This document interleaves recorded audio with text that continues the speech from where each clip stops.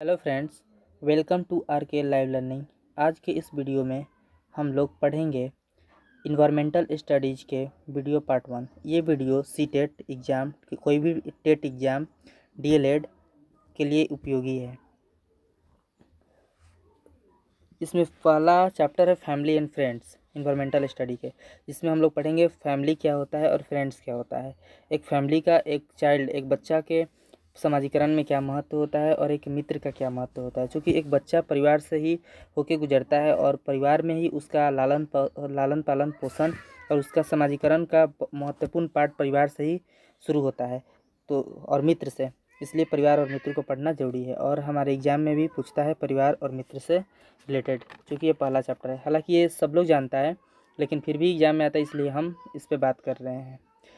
सबसे पहले परिवार शब्द की उत्पत्ति लैटिन भाषा के फेमलस शब्द से बना है, जिसका संबंध नौकर से है। मतलब प्राचीन काल में एक परिवार में नौकर रहा करता था, जो कि परिवार के सदस्य माना जाता था। उसके बाद अगला है परिवार का परिभाषा के रूप में कह सकते हैं परिवार एक सामाजिक संस्था है। परिवार को इस तरह से भी परिभाषित किया जा सकता है कि परिवार एक सामाजिक संस्था है। पहली बात हुआ कि परिवार शब्द की उत्पत्ति लैटिन भाषा के फैमिलस शब्द से बना है, जिसका संबंध नौकर से है। दूसरी बात, परिवार एक सामाजिक संस्था है। और तीसरी बात, मर्डोक महोदय जी ने परिभाषित किया है इसे, अलग अलग लोगों ने इसे परिभाषित किया है, उसी में एक मर्डोक महोदय जी ने परिभाषित किया है कि परिवार एक सामाजिक समूह है। उसके बाद फिर एंडरसन ने परिभाषित किए हैं परिवार में जन्म लेकर परिवार को बढ़ाना। एक और गेराल्ड ने परिभाषित किया इसे कि दो भिन्न लिंगों के वयस्कों का समूह को परिवार कहते हैं। मतलब एक ऐसा समूह जिसमें दो भिन्न भिन्न लिंगों के लोग आपस में सौहार्दपूर्ण वातावरण या मतलब रहते हो, अपने आपस में संबंध, मतलब एक समूह हो, उसे दो भिन्न लोगों के वयस्कों का समूह कहते हैं, वो परिवार है। उसके बाद परिवार वह है जिसमें रहने वाले लोगों के बीच रक्त संबंध पाया जाता है। ये भी एक परिवार का परिभाषा हुआ। परिवार का परिभाषा हुआ कि परिवार एक सामाजिक संस्था है। दूसरा परिवार का परिभाषा हुआ परिवार वह है जिसमें रहने वाले लोगों के बीच रक्त संबंध पाया जाता है। और फिर इसमें और भी ये तीनों परिभाषा जो परिभाषित किए हैं इन लोगों द्वारा अलग अलग रूपों में परिभाषित किया गया है। उसके बाद परिवार को विवाह, संबंध, आकार और वंश, विवाह और आकार के आधार पर परिवार को बांटा जा सकता है। जिसमें आकार के आधार पर परिवार को हम दो भागों में विभाजित कर सकते हैं। पहला सिंगल फैमिली और दूसरा ज्वाइंट फैमिली। सबसे पहले सिंगल फैमिली के बारे में बात करते हैं कि सिंगल फैमिली क्या होता है। सिंगल फैमिली एक ऐसा परिवार, एकल परिवार, एक ऐसा परिवार जिसमें केवल पति, उनकी पत्नी और प्यारे प्यारे बच्चे, मतलब पति पत्नी और उनके अविवाहित बच्चे, ध्यान देना इस बात को, विवाहित बच्चे नहीं, अविवाहित बच्चे, वो सिंगल फैमिली होता है। जैसे ये हुआ पति पत्नी, ये पिक्चर में आप देख रहे हैं पति पत्नी और उनके दो अविवाहित बच्चे हैं। उसके बाद संयुक्त फैमिली में देखिए दादा दादी, चाचा चाची और भी बच्चे बहुत सारे, और भाई भैया भाभी, छोटे भाई, उनकी पत्नी, इस तरह से एक बड़ी सी फैमिली है संयुक्त फैमिली में। बात करते हैं एकल परिवार पर। सबसे पहले पति पत्नी और उनके अविवाहित बच्चे, और संयुक्त फैमिली में होता है दादा दादी, चाचा चाची, भैया भाभी और भी बहुत सारे सदस्य फैमिली के। एकल परिवार के गुण पे बात करते हैं। एकल परिवार के कुछ गुण भी होते हैं और कुछ दोष भी होते हैं। सबसे पहला गुण ये हुआ एकल परिवार के कि व्यक्तित्व के विकास का अवसर मिलता है। एकल परिवार में ये एक वाकई में मतलब ये गुण है कि व्यक्तित्व के विकास का अवसर मिलता है। अगर आप ज़्यादा फैमिली में रहते हैं, एक बड़ी सी फैमिली में जिसमें दादा दादी, चाचा चाची सब लोग हैं, तो उसमें बहुत सारे बच्चे होते हैं और उसमें अपने बच्चों को प्रॉपर अच्छा तरीके से, इतना अच्छा तरीके से व्यक्तित्व का विकास नहीं हो पाता है जितना अच्छे तरीके से इसमें व्यक्तित्व का विकास होता है। इनमें पालन पोषण और बच्चों का अच्छा से हो जाता है सिंगल फैमिली में जॉइंट फैमिली के तुलना में। उसके बाद पारिवारिक कलह के कम आसार। सिंगल फैमिली में पारिवारिक कलह के बहुत ही कम आसार होते हैं जॉइंट फैमिली के तुलना में।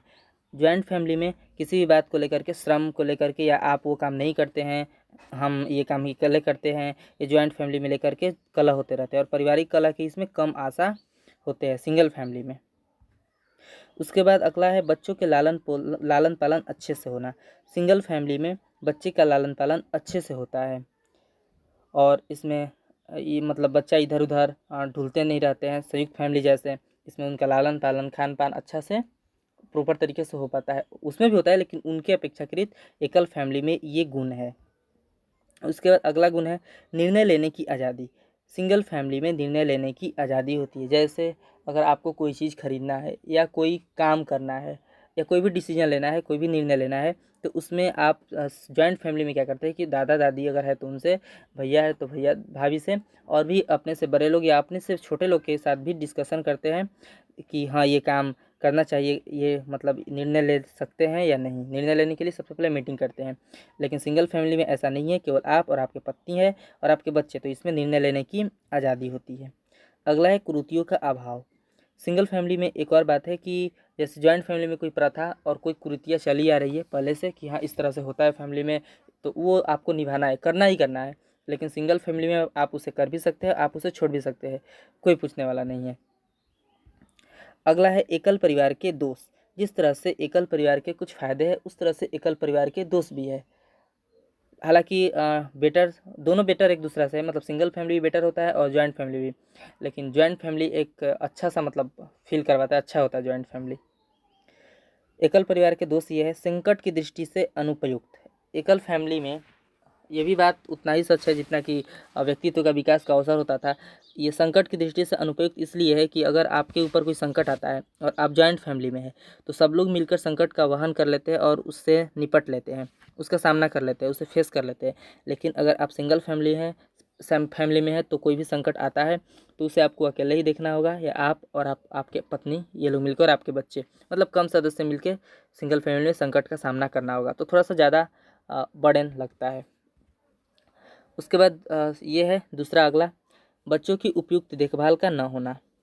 इसमें बच्चे का उपयुक्त देखभाल का ना होना, मतलब जैसे ये बोल सकते हैं कि माता पिता अगर जॉब में है, तो माता और पिता दोनों लोग अगर जॉब करते हैं, मान लेते हैं ऐसे, माता और पिता दोनों लोग अगर जॉब करते हैं, तो एक बच्चा बच गया और बच्चा को देखने के लिए कोई नहीं रह गया, तो इसलिए बच्चों की उपयुक्त देखभाल नहीं हो पाता है। लेकिन अगर संयुक्त फैमिली की बात करें, जॉइंट फैमिली का, तो उसमें चाचा चाची दादा दादी या कोई उसमें से कोई एक होगा, उनकी पत्नी या आपके भाई की पत्नी, तो वो आपके बच्चे का देखभाल कर सकती है। यानी उसमें बच्चों का देखभाल उपयुक्त तरीके से होता है और इसमें देखभाल उपयुक्त तरीके से नहीं होता है। अगला है स्वार्थ की भावना का प्रबल होना। जैसे अगर आप सिंगल फैमिली में हैं, तो कोई भी चीज़ लाते हैं बाहर से, तो आप आपस में ही अपने खुद का ये आप और आपकी पत्नी, आपके बच्चे खाते हैं, मतलब आपका केवल खुद का परिवार। लेकिन अगर आप जॉइंट फैमिली में हैं, तो उसमें सब लोगों में बांट के खाते हैं और इस तरह से आपके अंदर एक ऐसी भावना होती है जो जो कि बहुत ही अच्छी भावना है कि सब में बांट के खाना। लेकिन अगर आप सिंगल फैमिली में हैं, तो इससे स्वार्थ की भावना बढ़ती जाती है और ये बाहर भी देखने को कहीं कहीं मिल जाते हैं, कहीं भी समाज में ऐसा देखने के लिए मिल जाता है। ये हुआ एकल परिवार के दोष। अब अगले वीडियो में बात करेंगे संयुक्त जॉइंट फैमिली के गुण, उनके दोष, और फिर बात करेंगे हम लोग परिवार के क्या महत्व होता है। Thank you for watching this video. और वीडियो अच्छी लगे तो कमेंट करें।